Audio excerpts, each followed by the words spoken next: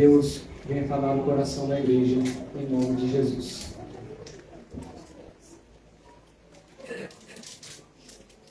Queridos, a paz do Senhor Jesus. Amém. Os irmãos estão felizes com Cristo nessa noite? Amém. Estamos felizes por estarmos aqui nessa noite. O Senhor nos trouxe em paz. A gente vem sempre com o coração na mão, né? A gente para ouvir. Tivemos a infelicidade de ver pelo caminho algum acidente, porém o Senhor ele nos guarda, nos protege.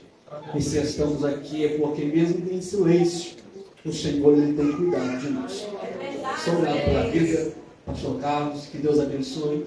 Há alguns anos atrás, nós estivemos no retiro de jovens, e o pastor Carlos, depois de uma longa conversa que nós tivemos, ele disse: olha, um dia eu te levo ainda para pregar lá na igreja.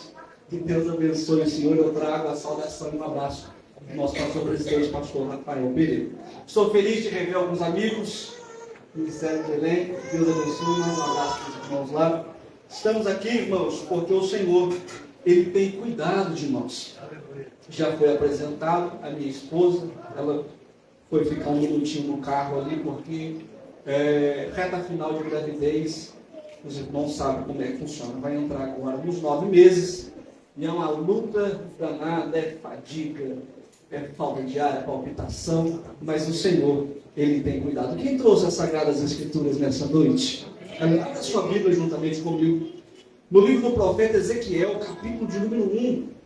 Estaremos lendo até o versículo de número 3. Ezequiel, capítulo de número 1. Até o versículo de número 3. O Senhor falou fortemente no nosso coração. E hoje, acredito que o Senhor nos dará graça para falarmos acerca de um chamado, de um propósito e de um poder que o Senhor derramará sobre a sua igreja. Aleluia. Que nos diz assim as Sagradas Escrituras. E aconteceu no 30º ano, no 4º mês, no dia 5º do mês, que estando eu no meio dos cativos, junto ao rio Quebar, se abriram os céus e eu vi visões de Deus. No 5º dia do mês, no 5º ano do cativeiro do rei Joaquim, veio expressamente a palavra do Senhor Ezequiel, filho de Buzi, o sacerdote, na terra dos caldeus, junto ao rio Quebar, e ali esteve sobre ele a mão do Senhor. Amém, irmãos? Podemos assentar, por gentileza. Glória a Deus. Deus é bom. Obrigado. Queridos, quando olhamos para o texto que acabamos de ler, bem sabemos que esse livro foi escrito por aquele que leva o seu nome, pelo profeta Ezequiel. E este livro será escrito em um momento de muita luta e de muita provação do povo de Judá, do povo de Israel. Quando olhamos para esse texto, bem sabemos que ele foi escrito por Ezequiel, e Ezequiel não está em Jerusalém, não está em sua terra natal. Ora, por causa do pecado do povo, por causa da transgressão do povo, Deus resolveu punir o seu povo, não por ser um Deus mau, não por ser um Deus perverso, um Deus ditador, não, muito pelo contrário. Por amor o Senhor castigou o seu povo, pois é no Evangelho que vemos que o maior ato de amor de um Deus soberano está na sua repreensão, porque ele diz que ele repreende e castiga todos quando ele ama. Ele é um pai que cuida do filho. O filho, após uma bagunça, que o pai faz? O pai o repreende e às vezes o castiga. Ele faz bico, faz cara feia, e talvez por um instante aquele é o pior pai ou a pior mãe do mundo. Mas o que leva o pai ou a mãe a repreender o seu filho é um amor incondicional. E aqui nós vemos o relacionamento entre Deus e o seu povo, um relacionamento de pai e filho. E Deus agora entrega o povo de Judá, o reino do sul, na mão de Nabucodonosor. E eles vão ser levados a cativo. E Ezequiel está na primeira leva, na primeira remessa dos cativos. Cerca de 8.000 pessoas, os nobres, os mais ricos, os soldados. E junto com ele foi também o rei Joaquim. E aqui ele vai dizer, olha, no 5º dia do mês, e também no 5º ano do reinado de Joaquim. É muito interessante esta data, porque Ezequiel está dizendo, olha, já se passaram 5 anos que estamos aqui em cativeiro. Já se passaram 5 anos que o Senhor está nos punindo. Já se passaram 5 anos que o Senhor ainda está nos corrigindo. Ora, viver em uma terra estranha, como escravo e exilado, era a pior coisa que um homem poderia viver. Pois quando eles estavam exilados, perdiam esperanças, perdiam alegria, perdiam a vontade de viver. E assim está Ezequiel. Porém, quando olhamos para o versículo de número 1, vai nos dizer, e abriu-se o céu e eu vi visões de Deus.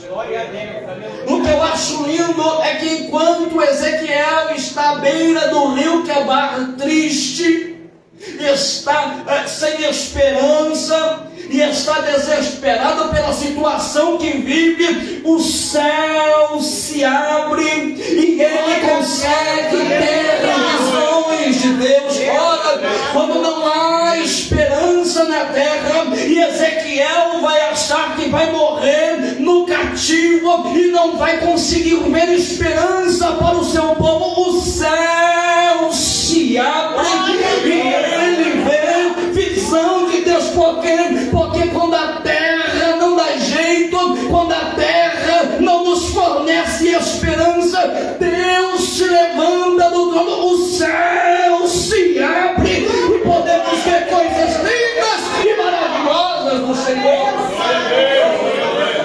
Ele está dizendo, eu vi o céu aberto. E Ezequiel, ele era um sacerdote. Porém, o sacerdote, para exercer o seu ofício, oferecer ou exercer o seu trabalho, ele precisa de um templo. Porque o sacerdote trabalha no templo. Ele precisa das suas roupas sacerdotais. Agora, cadê o templo? Ezequiel não tem. Cadê as roupas sacerdotais? Também não tem. Como é que continua o ministério? Como é que continua a vocação se não tem templo? Como é que continua a vocação se não tem roupa sacerdotal? Como é que continua o ministério, a vocação, se não tem sacrifício para fazer? Eu compreendo que Ezequiel não tinha nada disso, mas o versículo 3 vai nos dizer, mas a mão do Senhor estava sobre ele. Não tinha templo, mas a mão do Senhor ainda estava sobre ele. Não tinha roupa sacerdotal, mas a mão do Senhor ainda estava sobre ele. Porque eu entendo que o chamado de Ezequiel nunca foi sobre cadeira, nem sobre posição, foi a mão do Senhor que estava sobre ele. Aleluia. Alguns, se perder o cargo, não trabalha mais. Se tirar da regência, não faz mais. Se tirar da liderança, não quer mais. Não tem cadeira, ele não faz. Mas Ezequiel é diferente, diz, eu estou aqui porque a mão do Senhor está sobre mim. Quem faz o teu ministério prevalecer é a mão do Senhor. Não é carteirinha, não é uma roupa bonita também não. É a mão do Todo-Poderoso que cobre a tua vida. Levanta a sua mão se você acredita que a mão do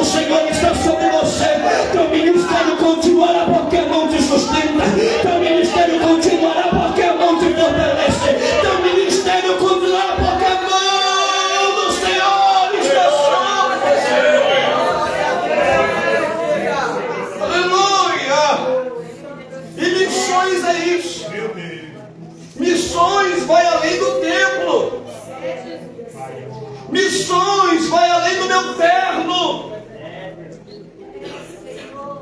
E vivemos um tempo onde quem sai do templo já não tem mais chamada. Tem chamada aqui. Saiu do templo, não tem chamada. Tem chamada enquanto ainda veste um terno bonito. Mas chegou em casa, tirou o terno do culto. Fechou o guarda-roupa, acabou a chamada. Chega no culto, tem chamada, mas na hora de ir para o trabalho não tem chamada. No templo tem chamada, mas na faculdade e na escola não tem chamada. Quando está bonitinho com a roupinha do culto, ele tem chamada, mas quando está com os amigos lá na praça, ele não tem chamada. Aleluia! Mas o Senhor está dizendo, Ezequiel é diferente, nunca foi sobre roupa. Alabalaia, sobre nunca foi sobre o lugar, também não. Nunca foi se era dia do culto dele oferecer o sacrifício, também não. Nunca foi sobre o éfode, sobre a mitra que estava. Não é porque a minha mão sustentava. E o Senhor, nesse primeiro congresso de missões, ele está levantando um povo que não se prende a templo, não se prende a roupa, também não, mas continua a missão do Senhor fora do templo, continua a missão do Senhor mesmo com o paletó guardado no guarda-roupa, porque a mão do Senhor o fortifica, o direciona, o fortalece para exercer missões.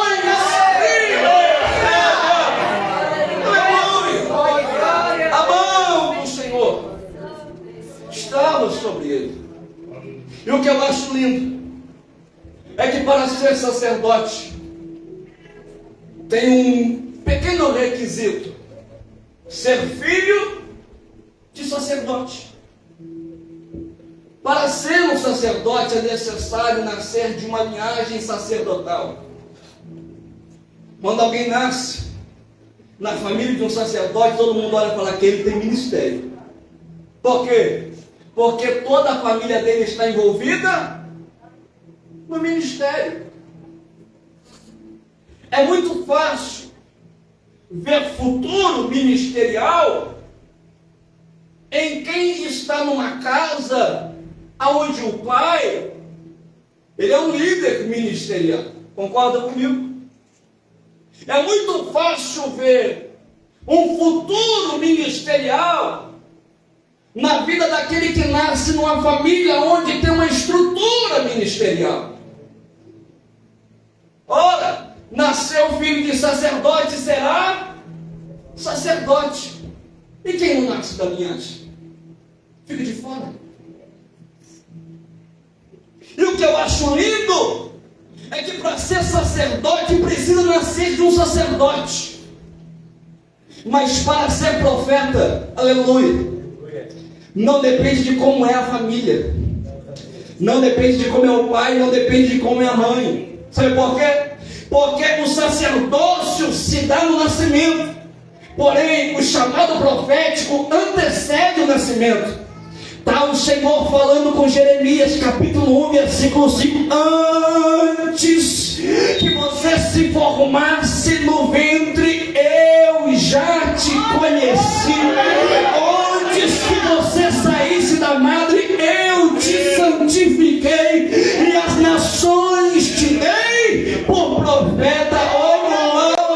Você pode não ter nascido num lar cristão, pode não ter tido exemplo familiar dentro da sua casa ministerial, mas o Senhor está dizendo, nunca foi sobre a sua família, mas antes de você nascer, eu já te escolhi, eu já te separei. Antes do seu nome ser citado na terra, seu nome já tinha sido citado no céu para uma grande obra. É tempo de missões, é tempo de sair pregando a palavra, e você foi separado pelo Senhor. É isso.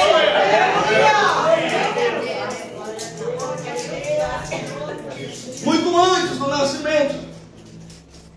Quando eu olho também para, aleluia, Amós, aleluia, Amós no seu capítulo de número 7, versículo de número 14 Amós vai dizer: olha, eu vim trazer uma mensagem do Senhor. E o sacerdote está dizendo: não profetiza não. Aleluia. E respondeu Amós dizendo a Amazias, que é o sacerdote: eu não sou profeta, nem filho de profeta, mas eu sou boiadeiro, oh glória, cultivador de sicômoros, que é figueira brava.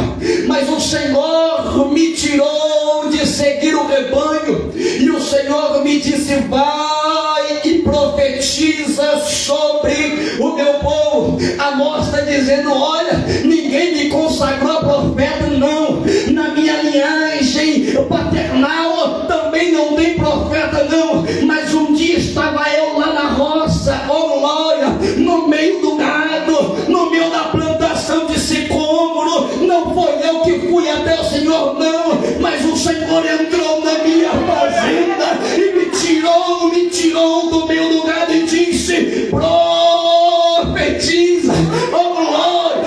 O Senhor, Ele veio ao seu encontro nessa noite. Ninguém te elegeu como profeta, ninguém te conhece como ministro, mas você não tem cargo, mas tem a palavra do Senhor. Não tem posição, mas tem a ordem do Senhor. Que ordem é essa? Profetiza, leva a minha palavra, anuncia o meu evangelho. E a palavra do Senhor continua. Aleluia. Este é o chamado de Ezequiel. Muito mais, ou infinitamente mais do que um chamado. Mas não para só no chamado, porque quem é chamado tem que viver um propósito. E agora o Senhor entra para explicar a Ezequiel qual seria o seu propósito. Ezequiel capítulo 2, versículo 7. O Senhor vai dizer: mas tu, aleluia, lhes dirás minhas palavras, quer ouça, quer deixe de ouvir, pois são rebeldes. Ele já foi chamado, ele já foi escolhido, porém ele precisa viver um propósito, porque não adianta ser chamado e viver sem propósito. Um dia o Senhor me chamou, mas qual é o seu propósito? Um dia o Senhor me escolheu, que dia lindo, sim, mas qual é o seu propósito?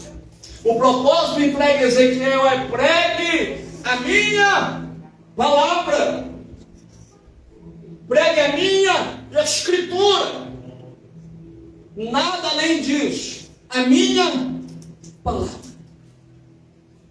Vivemos em um tempo onde pouco se fala da palavra. Vivemos em um tempo onde os cultos parecem culto de autoajuda. Parece que é um psicólogo, e eles tentam te dar uma palavra de autoajuda para te motivar, e você sai até motivado, mas não sai transformado. Você sai até motivado, mas não sai firme na rocha. Mas o Senhor está dizendo: olha, você vai pregar a minha palavra. Mas e se o povo ouvir? Beleza. E se o povo não ouvir, continua pregando a minha palavra. Porque alguns até começam a pregar a palavra. É tudo de missões, irmão. E missões é para a igreja. Você vai sair lá fora para pregar a palavra e muitas vezes não será abraçado, não será elogiado. Ninguém vai bater nas suas costas e te dando joia, mas permaneça pregando, o Senhor dizendo: a minha palavra. Senhor, o povo não gosta, gostando ou não, permaneça pregando a minha palavra, Senhor. Mas hoje o que dá engajamento nas redes sociais, o que gera agenda, o que gera fama ministerial, é pregar o que o povo gosta, é pregar o que o povo se alegra. Por quê? Porque o povo gosta de ficar feliz, o povo gosta de agitar. Mas o Senhor está dizendo: eu não te chamei para ser animador de plateia, não, mas eu te levantei como profeta para pregar a minha palavra. Se o povo está fazendo cara feia, continua pregando a palavra.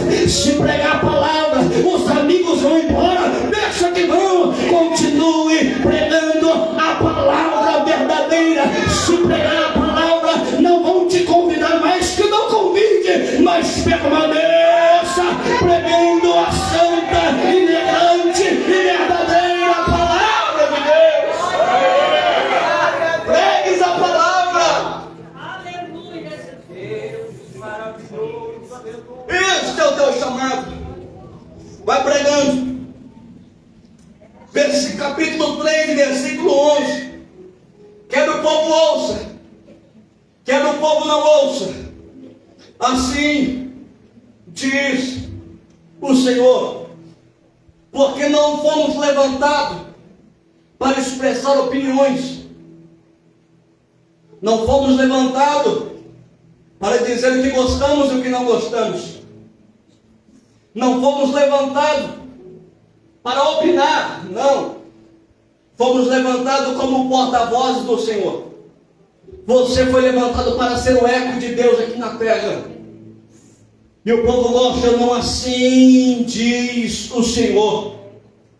Quando olhamos para o Novo Testamento, surge um dos maiores pregadores que já existiu. O maior homem abaixo de Cristo citado na Bíblia.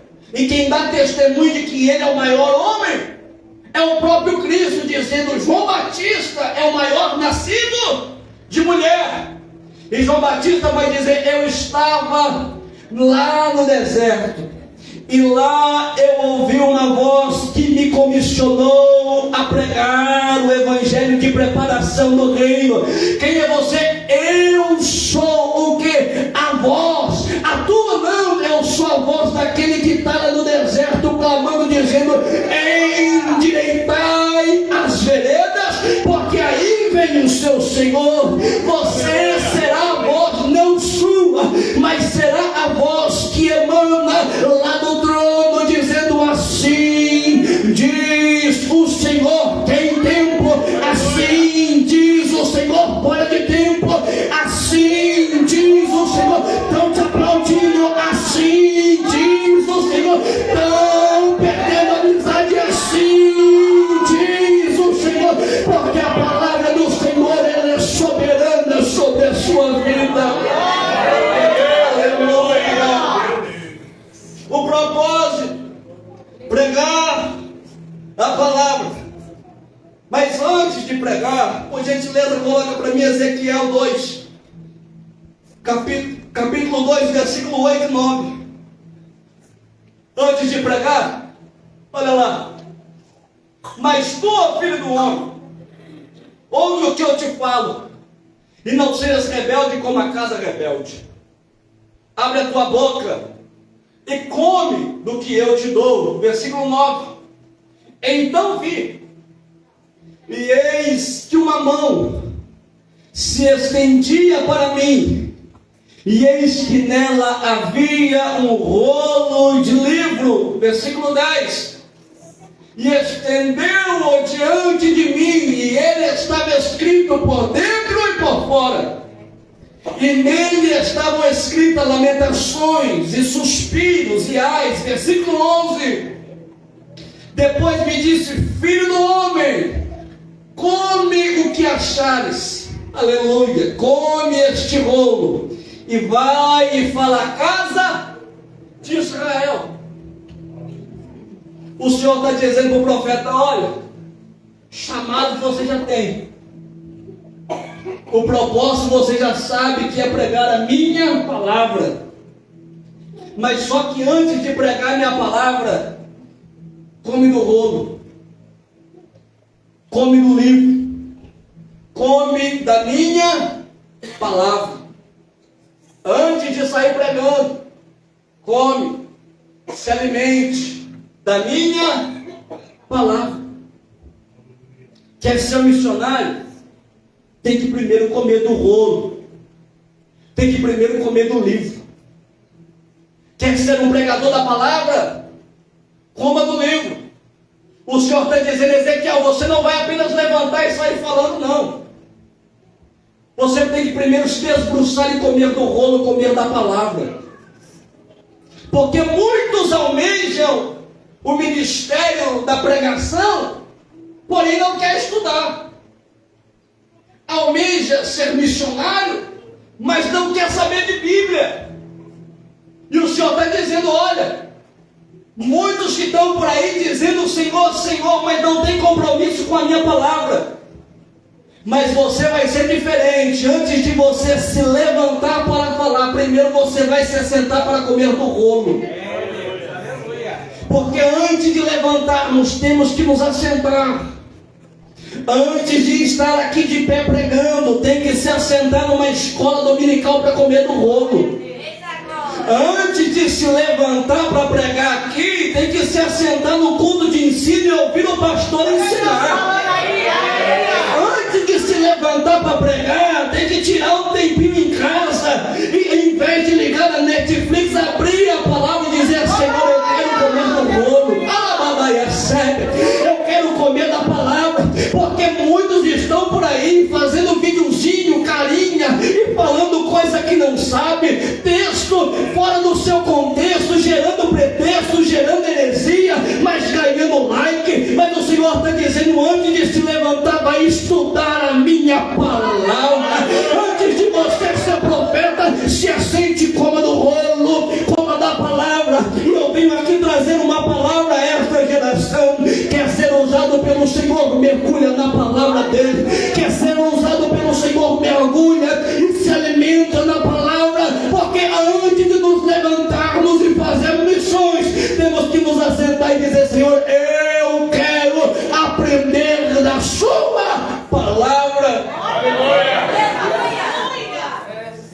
Chega de vivermos o raso.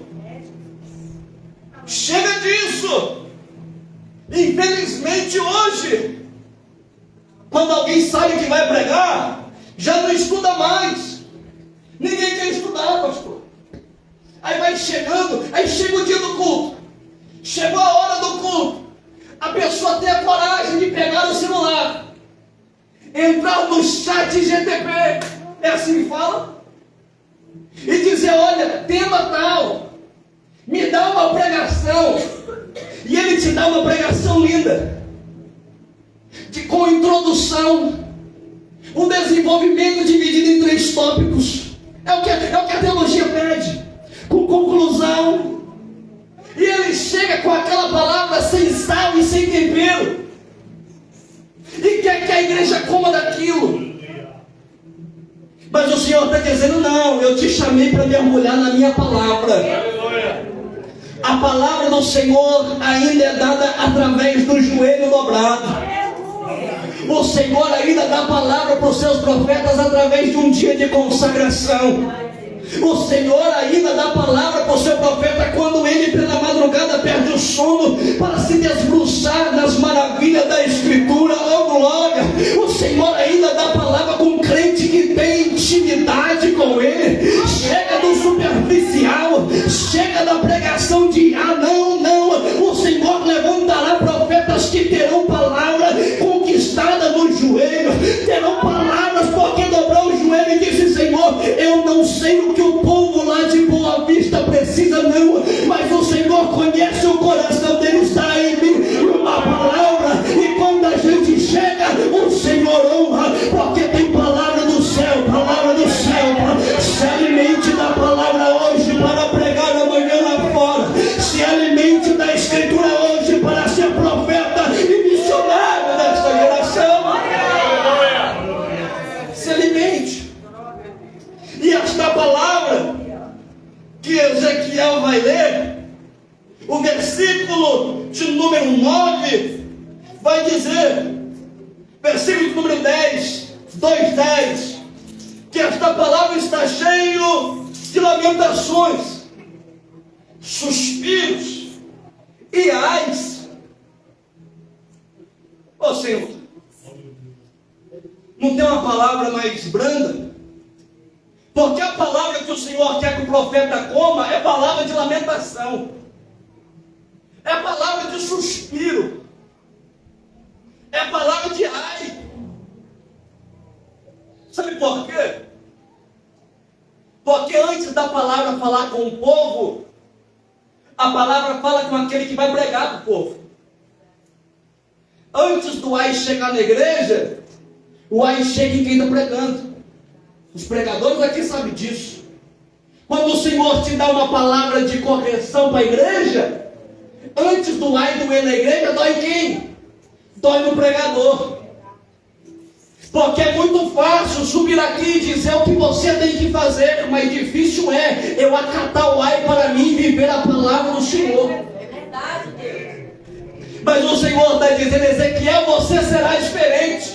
Quem se lembra do começo do ministério de Isaías?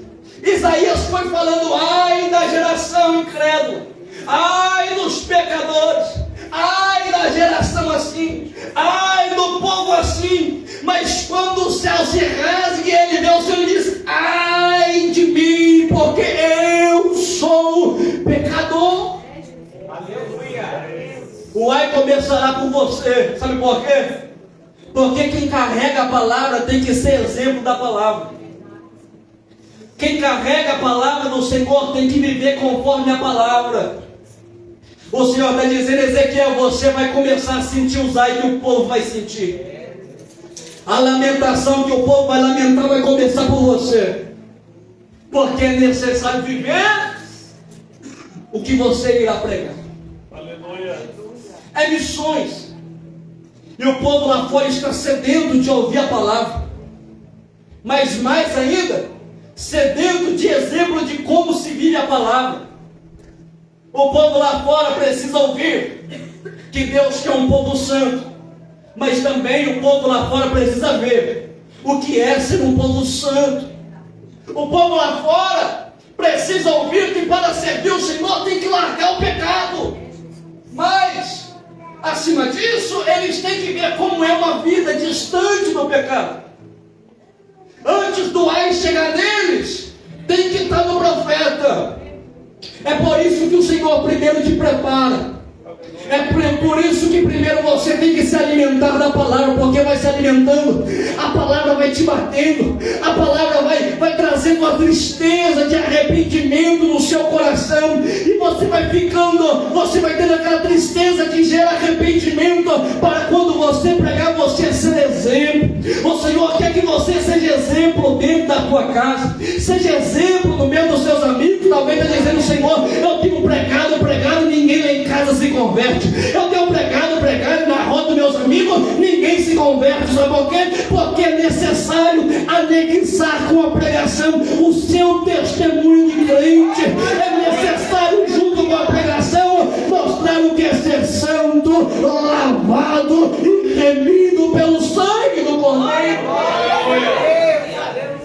Primeiro começa em nós, para depois servirmos de exemplo para os demais.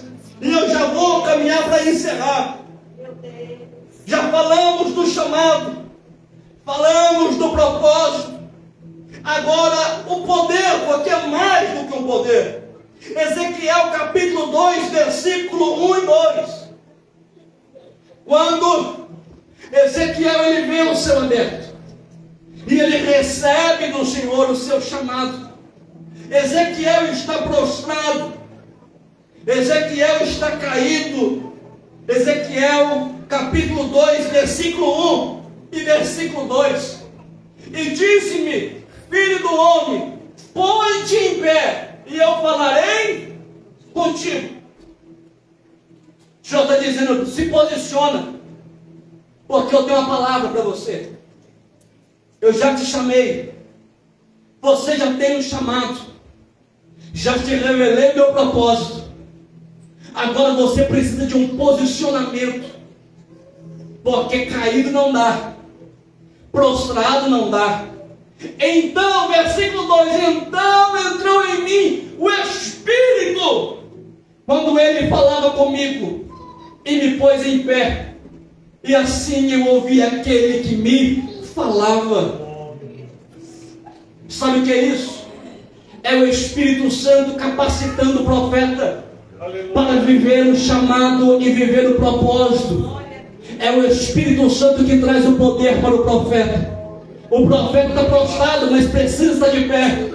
O profeta está caído, mas precisa estar de pé. Mas por ele mesmo, ele está dizendo, Senhor, não dá para me levantar. Mas quando não dá para a gente se levantar, o Espírito do Senhor que nos fortifica, o Espírito do Senhor que traz o poder sobre a nossa vida, nos coloca de pé. Por quê? Porque o Senhor, o mesmo que chama e dá propósito, é o mesmo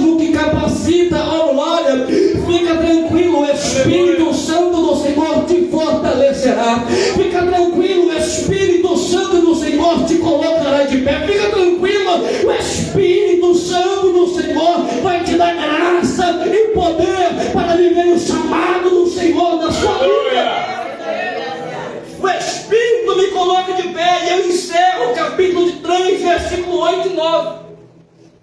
O Senhor está dizendo: você já foi chamado, você já recebeu o seu propósito, o Espírito já se apoderou de ti, te levantou e te colocou de pé, você tem poder.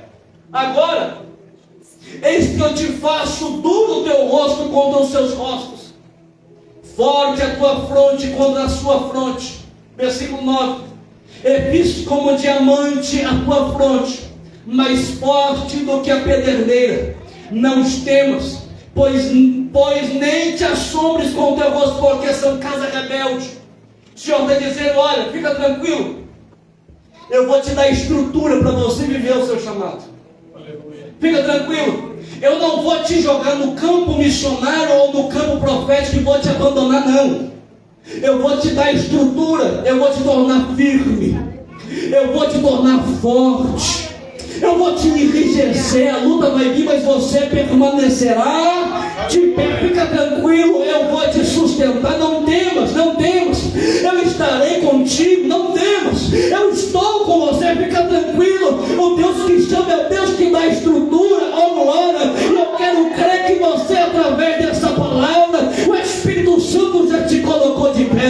Você já foi chamado, já foi escolhido, você já sabe o seu propósito. Receba poder do céu para viver as maravilhas do Senhor. Receba poder do Espírito Santo para ter estrutura para vencer o dia mau. Na luta você permanecerá de pé, no dia mau você permanecerá de pé, porque o Espírito do Senhor te reveste e te dá estrutura para vencer. Por gentileza, se coloque de pé. Eu quero orar pela sua vida.